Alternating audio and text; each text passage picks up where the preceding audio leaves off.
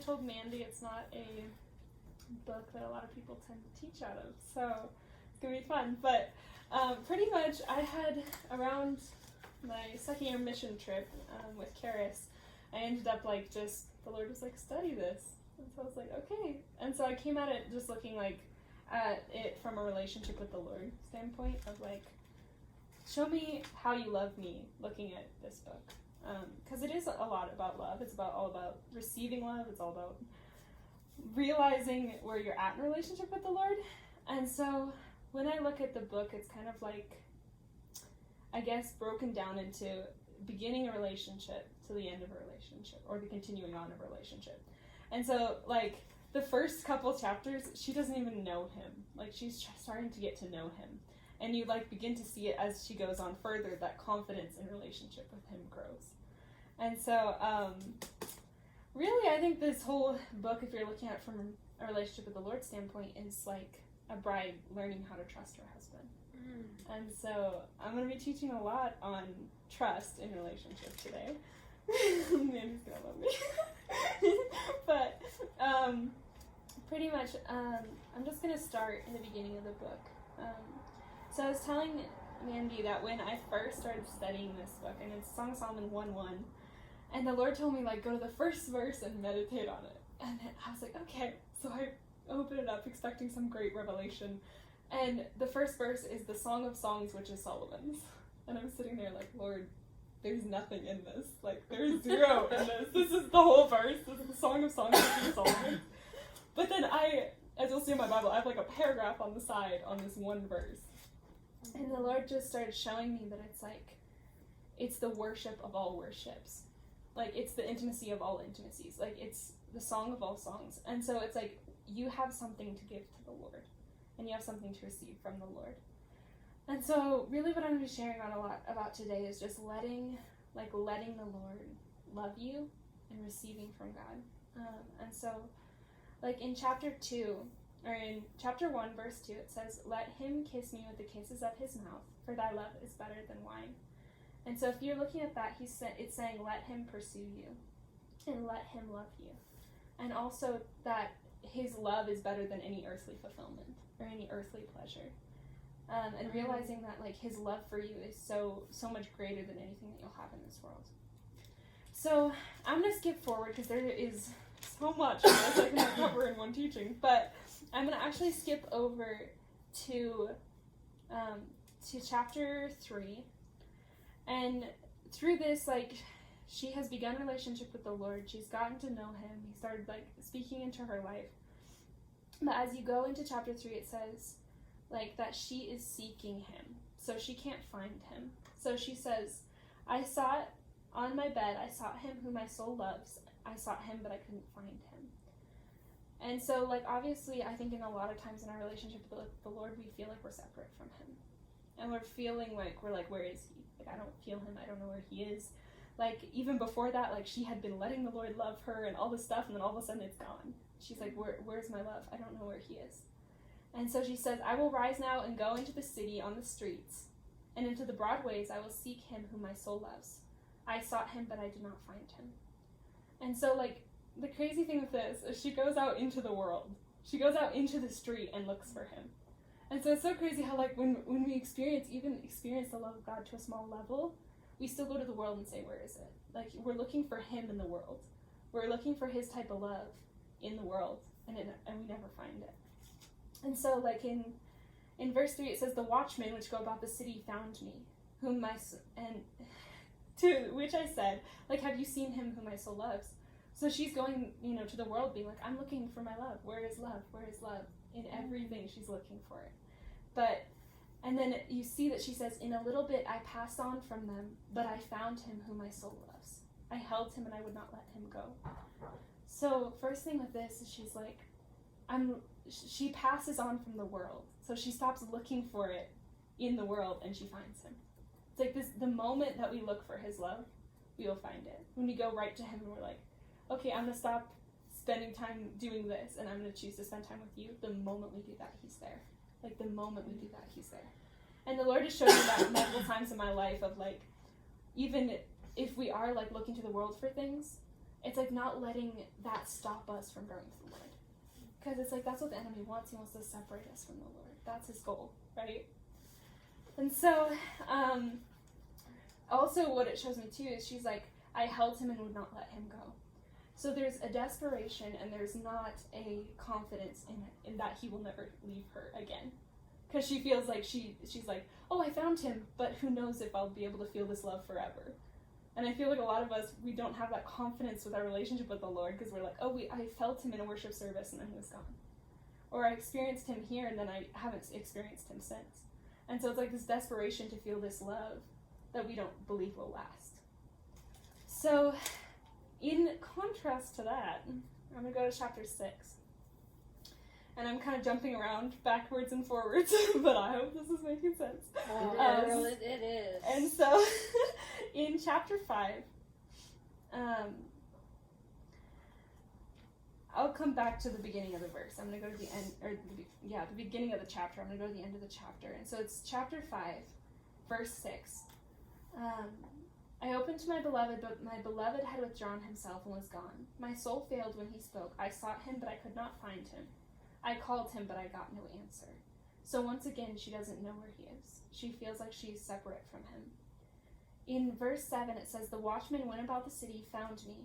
They smote me, they wounded me. The keepers of the walls took away my veil from me. And then after that, it says, I charge you, O daughters of Jerusalem, find my beloved and tell him that I'm sick of love. Man, this almost brings me to tears, but it's like, if you look at it, you're saying, you're looking for love in the world. The veil here image is of innocence or purity. And so you go to the world to look for love, and it takes away your innocence of that love, to where you don't trust love anymore. And she says, I'm sick of it. So she's going to and says, like, if you find my lover, Jesus, if you find Jesus, tell him I'm sick of love. Like, I'm tired of being loved. I can't receive love. Because she's tried to look for it in the world and been burned on it, like many of us have. And it's like, where is this love that I'm looking for? And so, in contrast to that, in chapter 6, the end of chapter 6, or the beginning of chapter 6 says, where is my beloved gone, O fairest among women? Where is my beloved, that we may seek him with you? So this is the daughters of Jerusalem, or the people in the city, asking, like, where is your love? We want to seek him with you. And she said, my beloved is gone down to his garden, to the beds of the spices, to feed in the garden and to gather lilies. I am my beloved's, and my beloved is mine. He feeds among the lilies. So the contrast to this, of like, in the beginning, she didn't know him well enough to know where he was. But it's like now that people are like, where is this love that you have? She's like, oh, I know where he is. He's in the garden. Come with me, I'll show you. And it's like this confidence has grown in relationship with the Lord to where it's so beyond, like, I don't know where he is, I can't find him, this desperation to try to have relationship and to feel like you're not good enough and to try to seek relationship with him. And then realizing that it was there all along. It was just in the garden, and he was waiting in the garden every time that he was gone, or she felt like he was gone, which we can see as a secret place or intimacy with God where we just sit down and actually give him our attention.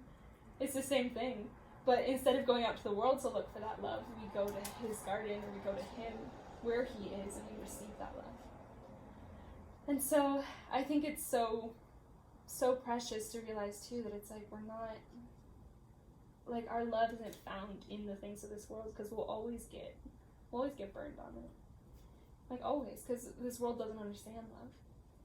It has conditional love. But realizing that his love is like, he's always there, and he's always waiting for us. And so I'm going to go to verse 4 of chapter 6. And this is Jesus talking. This is the king talking. This is her beloved talking. He's saying, you are beautiful, O my love, as Tiza, which is it means favorable or delightful. You're as beautiful as Jerusalem, terrible as an army with banners. He says, turn away your eyes from me, for they have overcome me. And so it's like he's just sitting there, like, praising her and just sharing with her how beautiful she is. And in verse 4 it says, my undefiled one, she is the only one of her mother.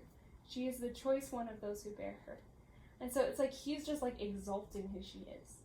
And it's crazy because it's like the moment she's like, oh, I know where he is, and she gets to actually know him, and she gets to receive all that he says about her.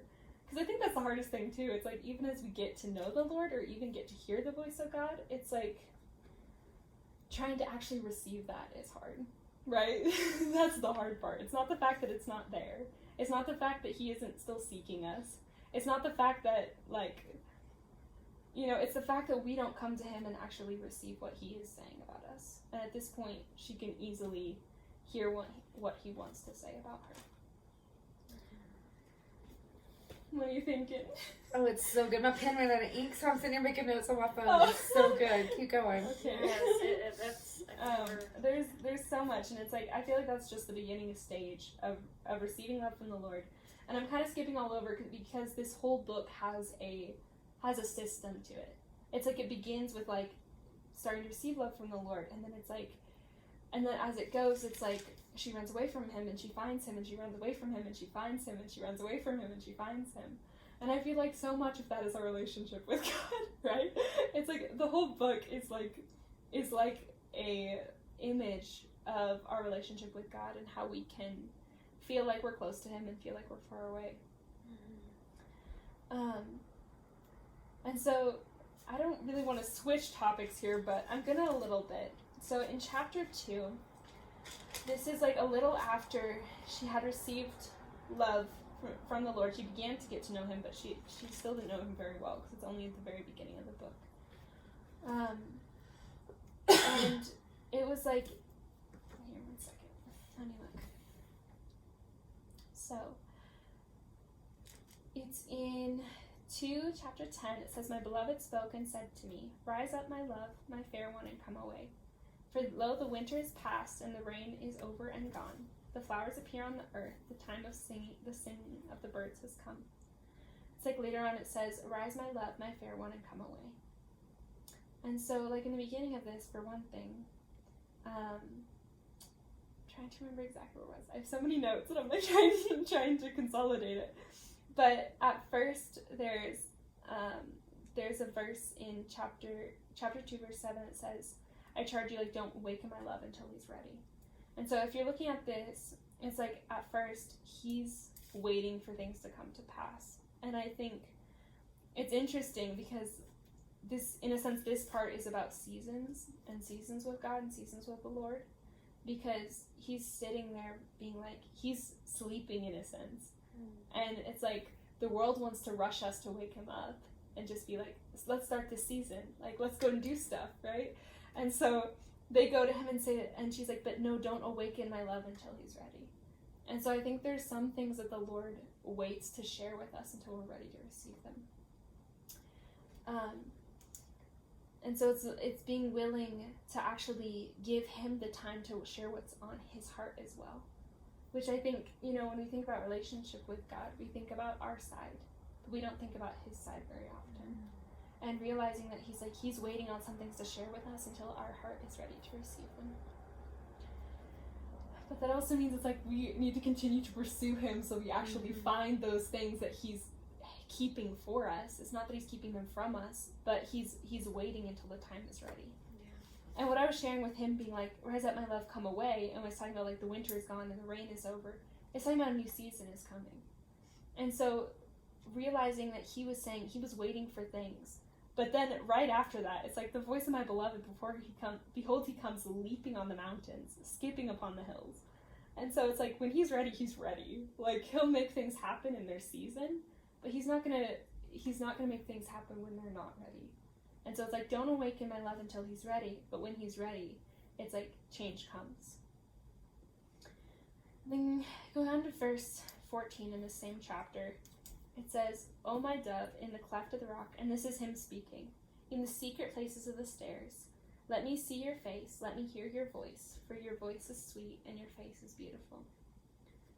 And so I think, first of all, this is something I've experienced in my own relationship with the Lord, but I think just letting the Lord see your heart and just being willing to be open with him about stuff. because like he knows anyway, right? And we sit there like trying to keep our heart from him because we're scared that, you know, just like she did when she went into the world and then was hurt by the world. It's like we keep our heart from the Lord because we think we're going to get hurt by the Lord. And it's realizing it's like, no, that's always a safe place to come because he already knows it anyway. But there's such an intimate and beautiful thing about someone sharing something with you. And I feel like we look at relationship with God as not in a relationship. You know what I mean? He's a person. And so letting him share what's on his heart and us share what's on our heart with him. But also that thing of like, he's like, let me look at your face. And I feel like a lot of times we try to hide stuff away from him, but realizing it's like, no, I'm going to let you just look at me with no boundaries, no facade, nothing I'm putting up. That, like, with people we put up like, oh, this is what I want them to see, or this is what I want them to see. But it's like, and I feel like we do that with the Lord sometimes in religion too, right? It's like we go to church with the right face so God will love us. But it's realizing that it's like, no, his love is perfect and it's without blame. And realizing that we have nothing to hide from him. So, anyway, here's so much, but you'll have any questions? There you go. That's just wonderful revelation. Yes. I just can't even. I'm like, there's so much I could say here for 4 hours, but I'm trying to consult him. You still got plenty of time if you want to keep going. I mean, there's so many little things, I think, in all of it to share. So I can see what I have. But Did I know what she said? I just never looked at it in that way before. He just blows your mind, just how he just speaks. yeah. He's just wow, I'm on. Yes. I'm gonna have to go read that book and Look not at it feel a little uncomfortable. I feel like that too, right? It's like even, you know, why does intimacy with God make us uncomfortable anyway? It's like we look at intimacy through the way that the world looks at intimacy, right? Yeah. And we even see it through the lens of religion, which sometimes sees intimacy as something that's wrong, or something that's weird, or something that's dirty, or something you shouldn't talk about. And then you look at it through relationship with the Lord, and it's the most beautiful thing in the world. Yeah. It's like he created these things, and it's like seeing it through his filter first, before the world's filter is totally, you know, I don't know, looking at it in the right perspective. You totally know, girl. You know. Okay, so we're going to go back to chapter 1. And this is something, okay, so in a lot of these things, you know, especially in these type of books, they use these big words or these places that we're like, what does this mean?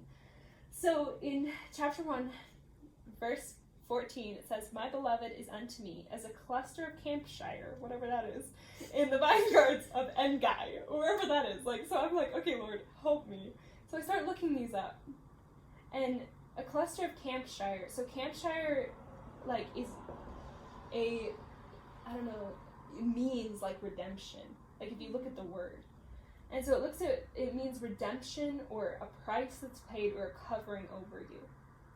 And so if you look at it, it's like my beloved is like a covering over me in the vineyards of Engai. And if you look at Engai, it's pretty much an oasis in the middle of a desert. That's the city.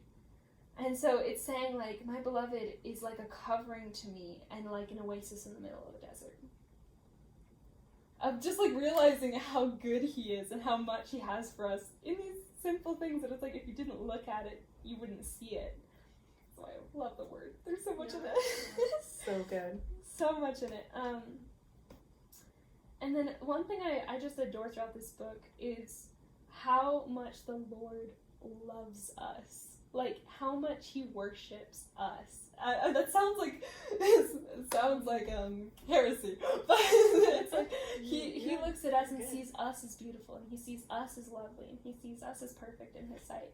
And so like even the next verse in 15, it says, "You are fair, my love. Behold, you are fair. You have dove's eyes," which a dove has like a one focus. It's like a fixed focus. So he's saying you have only one focus in your life, and that's me. And he's like worshiping her for this, saying like, you love me so much, you just look at me, and you just know me. And going back to where I was also in chapter 2, when he's saying like, just look at me, my love. I feel like we come to the Lord too, like I need to read a verse, or I need to play a song, or I need to worship. And it's like, sometimes he just wants to look at us and just want to look him in the eyes and just like see him and just spend time with him. And yeah, anyway. So good. But yeah, maybe I will cover it all today. I'm slowly picking it apart in different sections. You're doing great. Yeah, Abigail, this is so good. Like, it's so good. Amen. I'll like. It's my first time trying to teach it. You know? Yeah. Okay. So, we're gonna go to chapter 5, and I said I was gonna come back to this part later, but this one is absolutely amazing. So pretty much, she's sleeping. She says, "I sleep, but my heart wakes up. It's the voice of my beloved that knocked, saying, 'Open unto me.'" And then, so pretty much, he's coming to the door and knocking. Like, he's saying, "Open up. Like, I want to spend time with you." Mandy's getting woken up at 3 a.m. in the morning. The Lord, I want to talk to you. so it's the Lord waking her up in the middle of her sleep, saying, "I want to talk to you. I want to spend time with you. Like, open to me." And so he's like, "Open up your heart to me." And the next verse after that, she says, "I put on my coat. How shall I put it on? I've washed my feet. How should I defile them?" So in this moment, she's saying, "You're an inconvenience." It's like relationship with the Lord has become an inconvenience to her. So that means I have to get up, and that means I have to go to the door. And that, like, I've already gotten ready for bed, and this is an inconvenience to me. And so it's like, how many times, even in our own lives, we're like, "Oh, I need to spend time with the Lord." And it becomes an inconvenience in our relationship. It's like, it's not, we don't do it because we love him, or we love it. We do it because we feel like we have to. And the Lord doesn't want our servitude out of a heart of "I have to." He wants it out of a heart of "I want you to."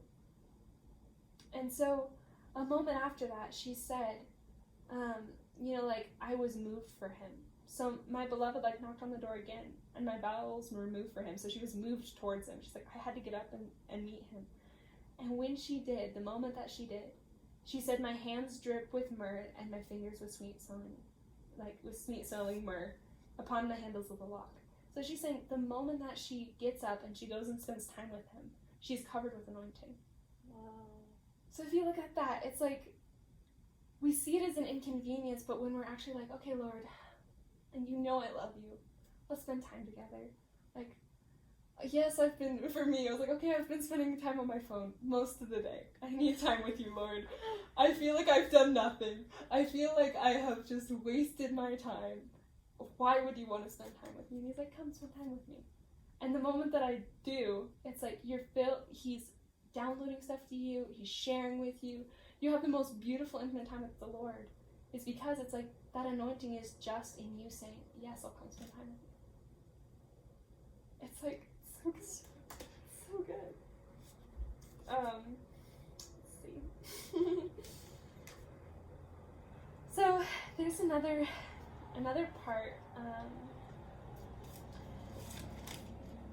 the Lord's adding to it as I'm going, but so after, in chapter 3, when she went to the world and was looking for him, the next chapter, most of chapter 4, is him just building her up in her identity.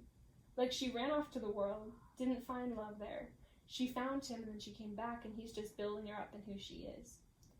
And so the Lord spoke to me individually, like during our mission trip, of when I was actually struggling with dealing through some things in my life. And it says, "Until the day break and the shadows flee away, I will get myself to the mountain of myrrh and the hill of frankincense." And then the Lord says, "You are fair, my love. There is nothing wrong with you. Like, there is no spot on you." And so when I was looking at this, the Lord was like, while you're still working through stuff, I see you as absolutely beautiful. Like all of us are always, like, feel like we're working through stuff, but it was like, I was on this ministry trip. Like, Lord, I gotta minister to people, and you're working through some of the hardest things in my life in this moment. How do I have anything to give? Like, how do I have anything to give these people? And the Lord was like, you're still in the process of healing, but I see you as perfect. Like, I see you as perfect. And so he's building up her identity while she's still struggling with stuff. He says, you're beautiful, and you're perfect. And so it's crazy. It's so good. Alright, I'm gonna probably go into some questions, because I'm just like, Let's see, one more thing I'm gonna share, then we'll go into questions. Is that chapter 8 says that at the very end of the book, it says, set me as a seal upon your own heart, as a seal upon your arm. For love is as death, jealousy is cruel as the grave, the coals thereof are the coals of fire, which have the most vehement flame. Many waters cannot quench love, neither can the floods drown it. If a man could give all the substance of his house for love, it would be utterly condemned. And so this is really talking about like the power of love, right? Like we can go to like Romans 8 and look at that. Like nothing can stop the love of God. If you're looking at this, he's saying like love is greater than anything. And I feel like a lot of times even looking at love, we see it as something that's gentle and beautiful, which it is, but it's also something that's powerful and can break through anything and can deal with anything and can take anything out of your heart in a beautiful way and destroy it. And so it's looking at it as like, Lord, let your love deal with anything in my heart. Because like love literally conquers everything. It's like we look at it and we're like, oh well, it's not like you're not good enough for me. But it's like his love for us is good enough to cover anything that we will ever deal with or ever need. So I'm gonna pause for now. Say the sex part again. One more. What do you mean? You were saying sexual connotation. Yeah, some things can have sexual connotation, but that doesn't mean it's not with the Lord as well, and doesn't mean that it's not beautiful with the Lord, if that makes sense. Like, there's a different side to it. So, this one in chapter 1, verse 16, it says, Behold, you are fair, my love, my beloved, yea, pleasant. Also our bed is green. The beams of our house are cedar and rafters of fir. So first of all, I was like, okay, Lord, like, what does this mean? And looking at it, it's like, it's saying that your intimacy with the Lord is always new and refreshing. Because it's saying your bed is green, and I'm assuming in those times they would have some sort of bough of some sort of tree that would be like what they put in their bedding that would like turn like brown or old or dry after a time. But if you look at it, he's saying our love is always flourishing. Our love is always fresh. Our love is always new. And the beams of our house are cedar and our rafters of fir. So not only is it new, it's steady and it's consistent. And so he's saying like our intimacy is new every single time when you come to me. It's fresh and it's new and it's real and it's beautiful, but it's also never going to change. And that's the beautiful thing about the Lord is it's not just that, man, it's beautiful and it's delicate, but at the same time, it's consistent. It's just like we can fully trust him because it never changes, but it also just gets better because it's the Lord. Yeah. There's a next little bit. That is awesome.